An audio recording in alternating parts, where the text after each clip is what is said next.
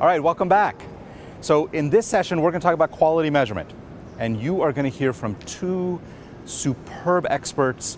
One is Jishnu Das, who's at the World Bank in Washington, D.C., and from Nick Klasinga, who runs the Healthcare Quality Indicators Working Group for the OECD. Last time, we started talking about the 6 domains of the Institute of Medicine: safety, effectiveness, efficiency, patient-centeredness, timeliness, and equity. Today, I want to introduce a second concept, a different way to think about quality, but really a way to think about quality measurement. And that's a framework that was developed by Avis Donabedian. Donabedian is really one of the grandfathers of healthcare quality in America and around the globe. And he said he thought about quality as structure, process, and outcome. Structure is the context in which care is delivered. So for a physician, a structural measure of quality might be, did the physician go to medical school? Are they accredited and licensed? Do they have adequate training? For a hospital, it might be, are you staffed adequately? Do you have the right number of beds? Do you have the right type of specialists? Then there is the process of care. Are the physicians and nurses doing the right things? Are they giving aspirin to their patients with heart attacks? Are they using the right preventive measures to avoid infections? These are usually evidence-based, and they're processes of care. And then the third is arguably the most important, which is outcomes. Outcomes are about the states of health that patients achieve. Did you die of your heart attack? Did you develop an infection during your test? Did you actually come out of the hospital with a good experience? Those are all outcomes. And those are the bottom line, they matter most. Each of these sets of measures, structural measures, process measures, outcomes measures, have some strengths. They each have their weaknesses. Let's hear from Jishnu Das, who's going to get into how these issues apply to low-income countries. And then we're going to hear from Nick Klasinga, who's going to talk about how he has thought about these issues really from a high and middle-income country perspective, though he does get into what happens to low-income countries.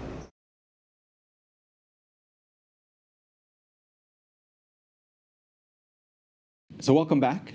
Today we are in Washington, D.C. at the World Bank. And I am particularly excited because we have as our guest Jishnu Das, who is an economist at the World Bank. And Jishnu has really been at the frontier of thinking about and measuring healthcare quality in low and middle income countries. Jishnu, thank you so much for being here. A pleasure to be here, Ashish. Look forward to it. So, Jishnu, let's get right into it. There is a lot of interest in thinking about healthcare quality in high-income countries. There's been a lot of work that's been done in the U.S. and England. Most of us feel like we know less about the state of healthcare quality in low-income countries or middle-income countries. What is the state of healthcare quality in India? I think it's fair to say that the state of healthcare quality in India is not good, and there are many, many ways you can look at that. First of all, the country is bifurcated in two, right? There's a better performing south and a worse performing north, and I think you see that in every health statistic that we have.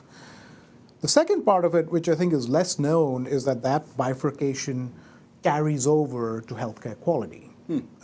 And you can think about that in a couple of ways. I mean, the one way I like to think about healthcare quality is to just, try and see what happens when you as a patient go to a doctor.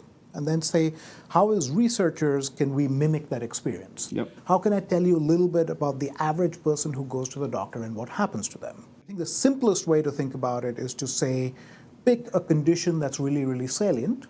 So for instance, we have picked chest pain in a middle-aged man, which usually in a place like the US, 98% of the times will be diagnosed correctly. And in the case we picked, for instance, if the doctor had questioned appropriately, done the right exams, he or she would have diagnosed it as unstable angina or what's in common parlance called a heart attack. So we train people to depict these symptoms very, very carefully and send them to many, many doctors. And I think the simplest way you could think about poor health quality is you can ask, how many of these patients would receive the right treatment and nothing else? That answer is about 5%. So things get slightly better when you say, how many of these guys would have received the right treatment, but would have also received something else? Maybe the doctor did the right thing, but he also did a bunch of things that were not totally correct. So that's about 40 to 45%. But you're still left with a majority of doctors not being able to pick up, diagnose, or treat a very textbook case of chest pain that appropriately diagnosed and treated would lead into a heart attack. Just so I understand what you're describing, you take standardized patients, people who've been trained, and you send them off, and about 5% of the times, the physician gets it right and doesn't do anything else. And a majority of the times, they don't even get it right at all. So what's going on? Where is the failure? Are they not asking the right questions? Are they not doing the right exam? What do we know about why people have a hard time arriving at the right diagnosis and treatment? The first failure could be that the doctor just doesn't know, right? I mean, the guy hasn't been trained, he doesn't have the medical knowledge, perhaps. And if he doesn't know that a chest pain could be a heart attack, maybe that's the biggest problem. And in fact, if you read a lot of the literature on healthcare, a lot of it is about, the massive shortage of healthcare workers or a staffing problem, and we don't have sufficiently trained doctors. The second part of it, which I think is less salient in the kind of health policy world, but hits us as patients every day, is that the doctor may not put in enough effort, right? So I don't know how many people have been to clinics in low-income countries, but unlike, say, clinics in the US, where you're cordoned off from the other patients, there's a door, you're alone with the doctor listens to you. A typical clinic that we'll work in, if you go in, there are 5 people sitting in the clinic. These could be patients, might be other people, might be friends, might be people from the community. The TV is blaring, the patient comes in, sits, the doctor is talking on his cell phone, he'll pick up every call. So it's an extremely distracted environment. There are various things going on, and you want to start worrying about, is the doctor putting in enough effort to look after you? Right? The third issue is sometimes, and this has been a worry especially with India and other countries, people think, well, maybe the doctor's getting paid to do something which they know is not right. One way they think about it in India is maybe they're getting paid to ask you to get a bunch of tests done because they're getting kickbacks from the industry.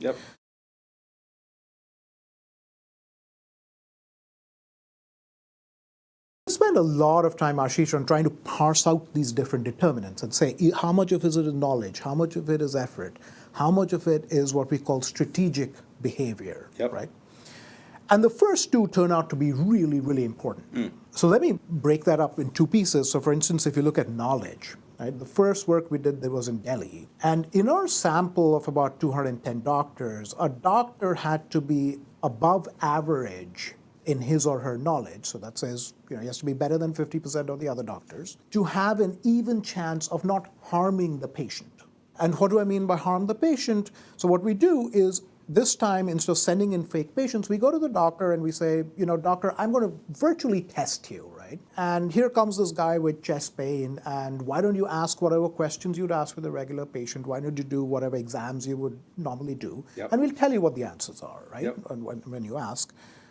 And by harmful, I mean that the other doctors who were grading these treatments said that the medications that were given would either lead to long-term antibiotic resistance, were dangerous interactions, should not be given. So even knowledge of providers can be fairly low in these settings. Right? The second part that really surprised us was what we call the no-do gap. Right?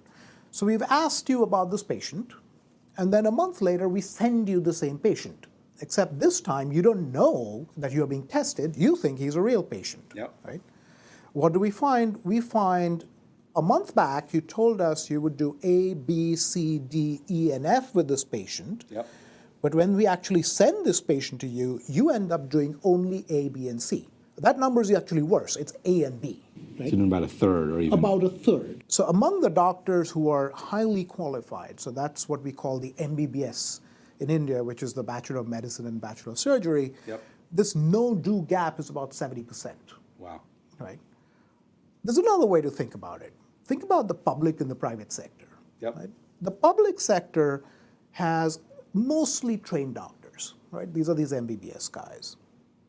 The private sector, on the other hand, and I think this is less known about India, about 80% of private sector healthcare in India at the primary level is with people who have no medical qualifications whatsoever, right?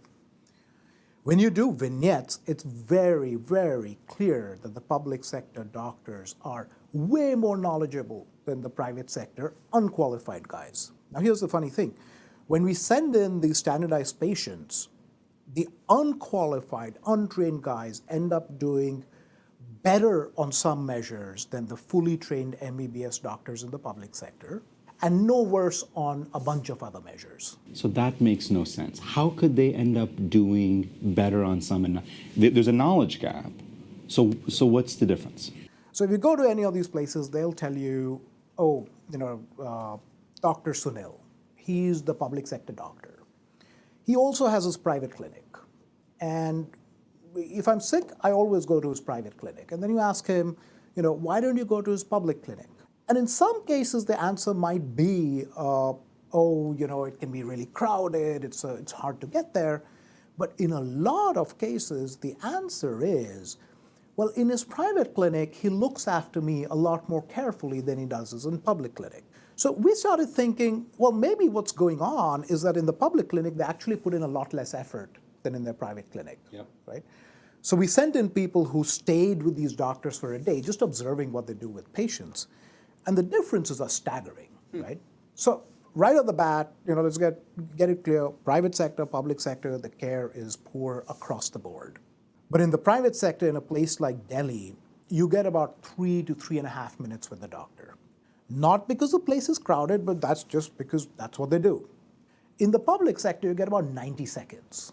You get one question, and that question is typically, what's wrong with you?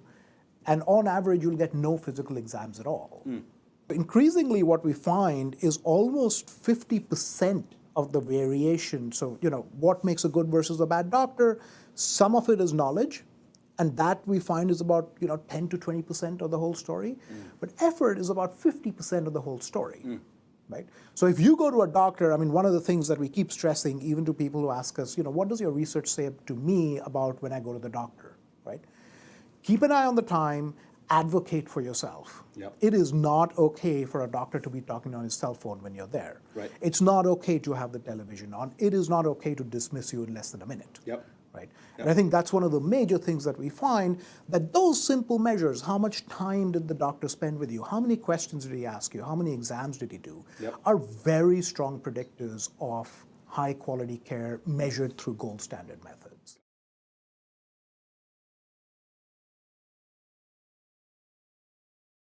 We've talked about the differences between the public and the private sector. If I'm in the south of India, does the chance that I'm going to get a high quality healthcare much better than if I'm in the north? And what's driving some of the regional differences? So the numbers are the following, right? Which is, first of all, there's something common across the south and the north. And what's common across the south and the north is that 75% of the health workforce has no medical training whatsoever, no formal medical training whatsoever. Then what we did is we did this medical vignettes. So we did this test of knowledge among these guys. And there, the differences between the South and the North are just staggering. What we are finding, for instance, is there's a difference of almost 2 standard deviations in their knowledge index, right? Now, how do you benchmark that? Well, one way to benchmark it is just by percentiles, right? So, 2 standard deviations would say I take you from the median, so 50% of doctors are worse than you, to the 95th percentile. So you would say the average guy measured by the median in the South looks like the top 5% in the North. So can I interrupt you for a second? I don't understand this, because you just started off by saying that 75% of the folks have no formal training in the South and in the North. And yet there's this big difference between the South and North. So help me reconcile those two. So let me complicate it further, and then we can think about reconciling it, because I'm completely open to different ways of reconciling. Yep. So how big are these differences? It turns out that the fully qualified MBBS doctors in the North are far, far worse than the guys without any formal medical training in the South in terms of their medical knowledge. Okay, so, right. So that complicates it enormously, right? Right. And so how do you reconcile it? I think it's a bunch of things. I mean, first of all, I think it's very well known in India that the bulk of our training colleges are in the South, right? What I think is less well known is probably that the quality of these training colleges is very, very different between the South and the North, right? And then I puzzled a lot about how does that actually spill over to these guys who have no medical training. So it turns out that, to think about them as having no formal medical training is the right way to think about it because they have an enormous amount of informal medical training. Mm-hmm. And typically where they've learned their craft, so to speak, is in the offices of doctors, in urban areas, in towns. Mm-hmm. And who are these doctors? These doctors are the qualified doctors who were trained under these medical institutions. Mm-hmm. So if we feel that, when you were an apprentice with a much more knowledgeable doctor, you actually picked up a lot more. Yep. Then it starts to make a little bit of sense, yep. right? Yep. But essentially what it says at the end of the day is, Ashish, everything's moving together, mm-hmm. right? So in the South, you have more knowledgeable, qualified doctors. Because of that, you have more knowledgeable, unqualified doctors, and in fact, they're more knowledgeable than the qualified doctors in the North. Yep. And even the public-private difference is less important than the South-North or the rich-poor differences that we see in the data. So what's happening at the end of the day in a country like India is it's really the poor who are getting the short end of the stick because they're getting less qualified people. Among the people who are less qualified, they're getting the less knowledgeable guys, and among the people who are less knowledgeable, if they go to the public sector, they get poor effort. If they go to the private sector, they get poor knowledge. So they're really the guys who are bearing the brunt of poor quality in the system. And is your sense that the poor are equally worse off in the North or South? Or do you think the poor are probably not as badly off in the South because on average they still have higher quality? My guess is the poor are not as badly off in the South. Okay. That it's really in the North that they're in big trouble. That they're in big trouble because even their qualified doctors are not necessarily all that knowledgeable, and the unqualified ones are certainly not. Exactly.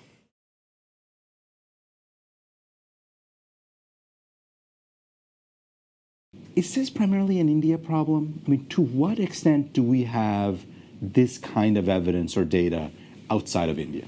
As we have done this work more and more, I think we have started to discover fairly interesting differences across different places. Okay. I think the easiest thing you can measure is just how much time does a doctor spend with the patient. Yep. Right? And that turns out to be a really strong predictor of everything under the sun. So in Paraguay, doctors spend about 10 minutes with patients. And that's about where the OECD norm is, right? Yep. I mean, some countries a little more, some countries a little less. In a place like Tanzania, it's about 5 minutes, right? In India, it varies between 1 and 5 minutes. So what we're starting to see in Africa, where a lot of this work is getting done, is countries like Uganda, Tanzania, Ghana, or Nigeria have fairly similar levels to India, right? And similarly on knowledge, where we now have 5 or 6 countries who have done these tests of knowledge, we're finding very similar results. The one country that stands out and that I'm working on now as a complete exception is Kenya. Right? And it's really turning out that the Kenyan nurses, so they have the system where they have nurses, clinical officers, and medical officers. The medical officers are equivalent to doctors. Yep. Even the nurses seem to be as knowledgeable or much more knowledgeable than the doctors in India. Right? So, we're starting to find these differences across places in terms of levels. Yep. But we're also finding things that hold everywhere. I think there are 2 commonalities that we're finding that are worth thinking about. One is we have managed to replicate this no-do gap in virtually every context we have looked at, right? Yeah. So doctors really do a lot less than they know that they should do more, but they do a lot less. And that finding's been replicated in Rwanda, in Tanzania, in India, in a bunch of places. Can I ask a question about that no-do gap? Does that gap get smaller as physicians spend more time with the patient? If a physician spends more time with their patient, that gap is smaller, exactly. So part of it is they're just trying to get through a whole lot of patients as quickly as possible, and so they're going to end up doing for each one a lot less than they know what they can do. That would sound right if the conventional wisdom was right, But it's one of those things which again seems more, it seems like the conventional wisdom would lead you to the right answer, and the conventional wisdom, unfortunately, is not right. Okay. Right? So here's the funny thing. You go into these clinics, you spend the day with them. What do you find in rural areas? You find that doctors spend about 30 minutes with patients, and they spend 7.5 hours doing nothing. At one level, that seems fine, right? I mean, if you are in a vegetable seller's shop in a rural village, what do you think is going to happen? They're going to spend there are going to be 5 people who come and buy vegetables, and the rest of the time they chat. Yep. That number is again replicable, right? So Nigeria, average load in primary healthcare centers, 1 patient a day. Time spent by doctors in Tanzania, in Senegal, in India, in rural India, seeing patients every day, 30 minutes.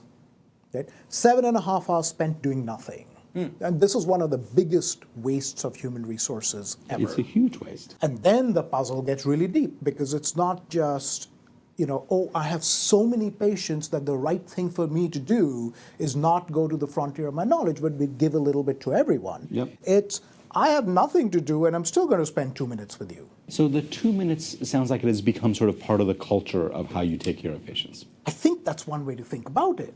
It's setting some kind of minimum expectation, perhaps on the patient side, and some kind of, this is the max I'm willing to do. So that's the sad part of it. Right? Yep. And then this no-do gap has now been replicated in all these places, and we find that caseloads, which is what you were talking about, how busy are they, has virtually no link to quality, because these places are not busy to begin with. Yeah. And the second thing that we've started to see replicate everywhere is that the more time doctors spend with patients, the more things they do which they should do for that patient, right? So you can think about, so for example, in the US, one thing that's taken a lot of time but is getting more and more importance is this idea of checklists, right? Yep. So, even though you're a doctor and there's an art to the way you deal with patients, it still turns out to be the case that if you follow procedures according to a checklist, you tend to do the right thing more often. Yep. And we're finding that now in study after study. So we've done 2 settings in India and we've done China. And in both these settings, the more time you spend with patients, the more things you end up doing on a pseudo checklist of things you should do, Yep. and the much higher rates of correct treatment. Right? And I think this is going to be one of the major battles moving forward, which is, yes, at higher levels of care, medicine is clearly an art. Yep. Right? I mean, Yep. every patient can be different. Yep. But at the levels where we're saying, the more protocolization we can bring in, the more, look, if a patient comes, you've got to check the 4 vital signs. Yep. The more of that we can do, Yep. the better the care is going to become.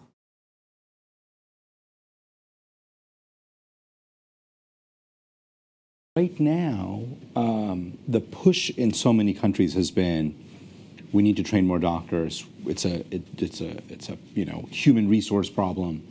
I guess the question is, that's been the strategy for so long in so many of these countries.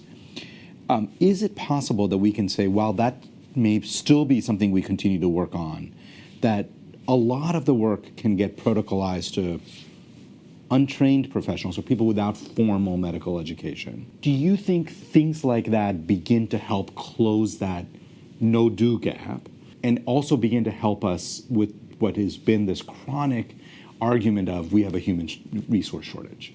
So I think, because we have moved so far on the side of saying all the problems exist because of shortages of resources. Yep. And everything is working perfectly once the resources are there. Yep. Right? I think that's going to be right. That has to be correct to a large extent. But it's time to move the conversation a notch to the right and say, look, when we actually start looking at these data and saying, what's the link between resources and a bunch of stuff? It's been really hard to find that link. Yeah. Right? Yeah. And to say, okay, maybe something else is going on there that's mediating any link between resources and outcomes. Yep. And maybe part of that is starting to think hard about the fact that doctors are humans. And like humans, they're going to respond to incentives, they're going to respond to the way they're treated, and they're going to respond to the environment. Yep. Right? So what can we do to help them on one hand, but help them with a firmness to our helping, which lays down clear expectations on how patients are to be dealt with in this kind of environment, right? So I think it's time to move the conversation away from we need more resources, and if we had more resources, all problems would be solved, to more resources would be great, but we also need to do a bunch of things to make sure that, doctors and the healthcare system works in a way that benefits every patient who comes in. So it's not just resources, but it's resources with accountability to some extent. I think that's the right way to put it. And you can think about resources with accountability coming from patients, coming from the administration, coming from other doctors or peers, and there are ways to think about that. So one of the things that we talk a lot about in the U.S. is this notion that there is not much of a relationship between how much you spend on healthcare and the quality of that healthcare. Yes. You can be a fantastic physician and you'll get paid about the same amount as being a really mediocre physician. Does that scenario play out in the same way in low and middle income countries as you've seen in settings where you don't have a third party payer setting payment, you really have patients paying? Is there still no link between payment and quality, or do you start seeing a closer relationship there? So that's one of the things I find fascinating about working in a place like India, right? Which is, at the end, if you want to know how markets for healthcare work, you better find a market, right? And of course, the OECD countries are no longer markets because you have third-party payers, you have all this kind of stuff going on. So this is the nice thing about these standardized patients, right? Which is they go in, they get care, and they pay. They pay whatever the doctor asks them. So you can come back out and you can say, well, let's look at how much you paid and what the doctor did. Right? And this is what I found incredible. The more they do on the checklist, the more they charge. Right? And just to give you an idea, if you move from about completing 5% of the checklist items to about 40%, your fee is going to go up fourfold. So one of the strongest relationships in the data are the better your quality, the higher the price. Right? And if you think about it, it makes sense because in any, I think what we've been very happy to say in healthcare is there's enormous variation in quality. Right? Now, as an economist, you have to worry about where does that variation in quality come from, right? Because imagine I'm a doctor and I'm saying I want to invest a lot of money to become better, right? Perhaps by training, perhaps by something else. If I can't recover that in my price, right? There might be a small fraction who don't care about the price, who are really altruistic, who want to do better, and that's why they do it. But for the majority, it's not going to work. So for an economist, there's two statements that there's variation in quality and quality is rewarded in price are the same statement. Right? And that's exactly what we... Because there's variation in price as well, and they actually correlate. Exactly. Right.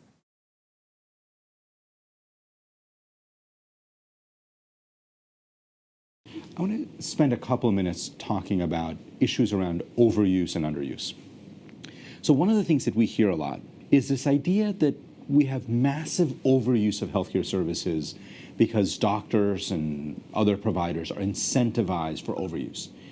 Can you talk about that a little bit in terms of the overall evidence? How big a problem do you think overuse is? How does it compare to the problem of underuse? And how do we begin to quantify how much of each there is? So just to back up, right? Health is this funny thing because you can get both overuse and underuse, and that's what makes it really, really special. Right? It'd be hard to say you're over-educating a small child in school. But in health, we think about, did you really need a cesarean section or could you get a normal delivery? And we think about the cesarean as overuse. So let's be completely clear that there's massive over-treatment, right? So for example, in India, we were talking about the 4% who got only the right thing. And about 70% will get something they didn't need. So there was a very nice study where they send in a standardized patient who has a viral, a cough that's viral, right? And what you do for a cough that's viral is what our grandmothers and mothers taught us: take some water, put some salt in it, make sure it's warm, and gargle, right? Or something of that sort. But 70% of these guys got antibiotics, right? And some of them got second-generation antibiotics. So there is massive overtreatment. What do you want to balance that against the fact that 55% of people were not told they were having a heart attack, right? So if as a policy priority, and the question is it one or the other. Yep. But if it were one or the other, my bet would be on saying, sort out first that the guy who is not being told he has a heart attack has a better likelihood of being told he's a heart attack, Yes. rather than worrying enormously about the guy who's been given a painkiller when he really didn't need it. Yep. But again, it's worth thinking about, what kind of system-wide changes can we make Yep. to bring these down? Yep. So go back to the China study, right? Yeah. So China has a budget crisis sometime back, right? And it's, they're running out of money for their health system. They say, what should we do? Well, one thing we can do, they say, is we can make sure the doctors get a fraction of the money that the hospital earns by getting people to buy drugs. Yep. Right? Turns out that's exactly the wrong thing to do in healthcare, because the moment you link the treatment to a payment, you're going to get doctors who are going to behave, who are going to treat in a way that makes sure they get more money. They are human, and that's one of the main lessons we keep finding. Yep. Right? So what do these guys do? They send in two standardized patients, right? One guy says, I have this cough. If the doctor does the right thing, he shouldn't get an antibiotic. He should just go home. One of these guys doesn't say anything. The second guy says, at the end of the interaction, he says, doctor, by the way, I'm going to buy my drugs elsewhere, right? Because, I have this family member. He has a pharmacy and all that kind of stuff. So what do they find? They find that for the normal guy, 70% of them get an antibiotic. For the guy who says he's not going to buy the medicine at the hospital, that number plummets to 11%. Wow. Right? So it's not that, so what the authors of the study say is it's not that patients are actively demanding antibiotics. It's if you create a system where your payments are linked to how much drug you gave, well, not surprisingly, you're going to get more drugs. Yep. So, we need to think about those pieces, which is we need to make sure that doctors are not being paid on treatments, or doctors are not being paid on tests. So can I interrupt you for a second and summarize what I think are a couple of the key points as I've heard it? One is there is massive overtreatment. Second, we create some of that by creating policies that link payment to treatment. Exactly. And so then you get a massive amount of treatment because physicians are trying to increase their salaries. Yes. But I'm going to go back to an earlier point you made, which is that's all well and good and we should work on those issues. But the fact that you take people who are coming in with heart attacks and you completely miss the fact that they had a heart attack is our biggest it's problem. a big issue. And so if you're going to put your policy energy much more on managing underuse and increasing services and reducing underuse than you are on overuse, all else held equal. That's exactly right. So I think part of what happens is a lot of people think about overuse from their own experiences in hospitals, Yep. right, and in big cities. Yep. But 99% of our health seeking at the moment is that small clinic in a rural area. Yeah. And there, people are massively under-tested, right? So here's a number. You should get an ECG if you come in with a chest pain. No two ways around it. Yep. What percent actually get one? 27%. 27%. You want to push that up to 50%, 60%, even 100%. Yep. Right? And that's the undertreatment I'm talking about. Yep. Right? Yep. Rather than move the other way around and say my biggest problem is the additional painkiller this guy got. Yep. Right?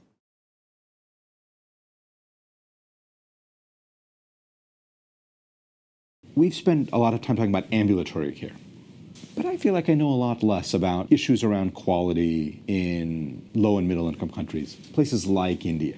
I know most of your work has focused on ambulatory care, but what do you know about, what's the evidence and literature out there on these quality issues when you get inside the hospital? My guess is it's going to differ in a couple of ways, right? One is, I think, unlike primary care, where perhaps the stakes are a little lower. Yep. Your leg's been cut off and you've gone to the nearest hospital, you're pretty much at the mercy of the hospital. And these kinds of things we have been talking about, the market working or prices and quality being correlated, might be very, very different in those settings. So I think it's going to be important to think about that. Yep. The other bit is I think there are, especially with insurance coming in, right? And a lot of that insurance is happening at the inpatient level because the concern's been about financial protection. Yep. I think that piece of the data is going to start picking up very, very quickly. So for instance, in India, there's this thing called the Rashtriya Swasthya Bima Yojana, which means the National Health Insurance Scheme. Yep. which is a smart card-based scheme that it's a cashless scheme, and you go into the hospital, you get those, so those data are starting to come in. Yep. They still don't have quality measures, but in theory, it's getting easier and easier to track who went to which hospital, and you can track these guys back and see what happened. Yep. So there's this gentleman called Amarjit Singh who a while back did this study of cataract patients. And he said, here are cataract patients who went to this hospital. Let me track them back, go with an ophthalmologist and see what their eyesight looks like. Yep. And he basically found that 50% of them were legally blind within a year of getting that cataract surgery. So I think there's, my guess is when it starts to come down to it, we're going to find severe deficiencies in hospital care as well. But we're also going to find, big variation in the quality of these hospitals. And we don't know how that market is working because it's one where, the hospital administration is going to have an enormous amount of bargaining power with the patient. Yep. Right? Who just, in lots of instances can just say, I'm going to walk away. Right. Right.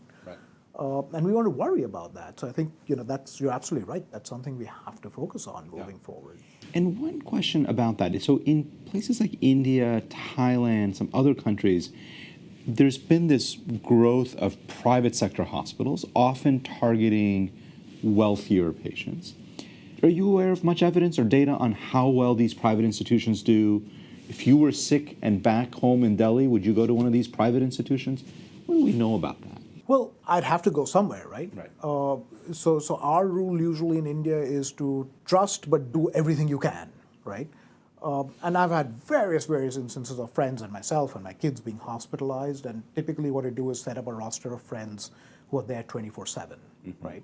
From what I understand and what I've seen, the operative care seems to be what it is, and then which can be fairly good, but the post-op care really suffers, right? So, are you getting an infection? What's your fever like? What's happening? And that's where you need a lot of monitoring.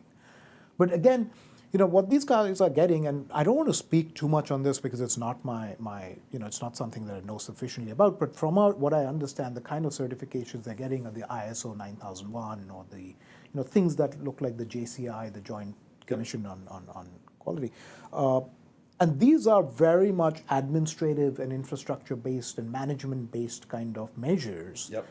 I also understand that these management-based measures in the US, some recent work has shown, correlate with lower mortality. Yep. We don't have those numbers yet for low-income countries. So I think it's going to be important to validate these measures in terms of outcomes. Yep. And see if we can come up with a similar program, which is what's that reducible metrics Yep. that correlates with outcomes or correlates with something we really care about.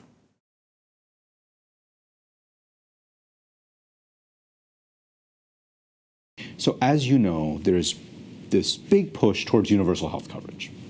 And the notion here is the whole world's population really should have access to healthcare. But I think what we also would agree is that it's about making sure people have access to high quality healthcare.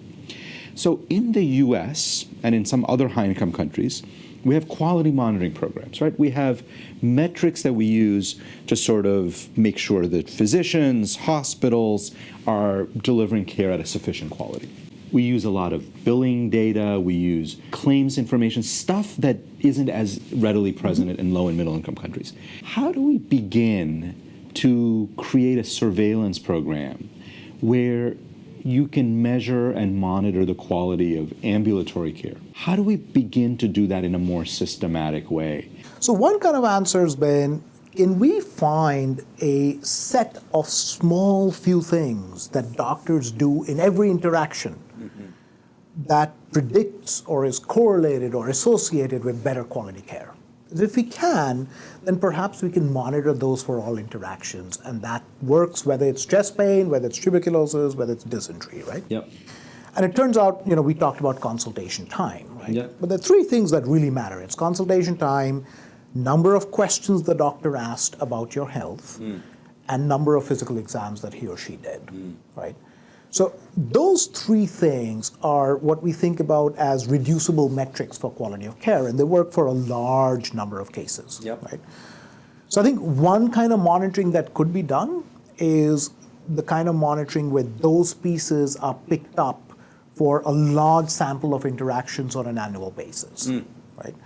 And in fact, that's something I would urge people to do, which is, when you go to the doctor's clinic, just note down, right? How many minutes did the doctor spend with you? How many questions did he ask? How many exams did he do? Send it in, let's map it out. Let's see what it looks like. That's not going to work when you have diseases or conditions that are rare, but exceedingly important to solve, right? So think about myself, right? I mean, I have 2 kids, and 99% of the times they have a fever and I go to the doctor, I know it's nothing, right? The reason I'm going to the doctor is because I want the doctor to assure me and to make sure that it's not something that needed very serious care, right? So what are conditions like that? A 2 to 3 week cough. Maybe it's nothing, maybe it's an allergy, or maybe it's tuberculosis, right? So what you definitely want to know, and in this, in a world, say, where there's vertical disease management as we think about it, what would a quality of doctor look like for tuberculosis, right? Now that's going to be hard to do with generally looking at doctors in their primary care, because TB is a rare disease. It's all too frequent, but in terms of the average caseload of a doctor, maybe he'll see 1 every 6 months, right? So what you do is a surveillance system where you send in these standardized patients on a regular basis, mimicking different stages of the TB process, right? And seeing how doctors are doing on that. And that's one of the big advantages of the standardized patient thing, is you can actually cover these illnesses that are very high cost if not diagnosed, but fairly rare in the population. So for a vast majority of conditions, these pretty simple metrics like how much time, how many questions, how many physical exam things did the doctor do. Very good predictors. But for these infrequent but very high value set of issues, you think we're going to have to get away from those very simple metrics and probably try a different approach, such as a standardized patient? I think you could still work with those simple metrics, and I think they'll still predict a bunch of things, and and we know it does for chest pain, we know it does for asthma. But you want to get more precise, right? For TB, for instance, you do want to know what medicine's been given. And you can't pick that up with those simple metrics, right? I mean, that's where you want to start to get a bit more complicated. So I love those simple metrics. Do you have any ideas about how we begin to get those simple metrics? How do we begin to do this? Like, it just seems like a massive undertaking. I increasingly think we probably need to start thinking about technology use in this setting. Things like, say, Mechanical Turk on Amazon, right, where people do tiny tasks. Would it be possible, for instance, for people to record the time they spent with their last doctor visit? And can we get millions and millions of these records? So one way to think about it is when you have a large number of doctors, they are seeing a large number of patients, and if you can get a small fraction of those patients to report their experiences, and have a central warehouse where we can collect those, we can crowdsource this information very, very quickly. Interesting. So basically you can imagine people getting text messages on their phone saying, how much time did the doctor spend? How many questions did the doctor ask? Right, that kind of stuff. Exactly. And given how widespread mobile technology is really throughout the globe, that becomes a potentially interesting tool to get that information from patients. Exactly.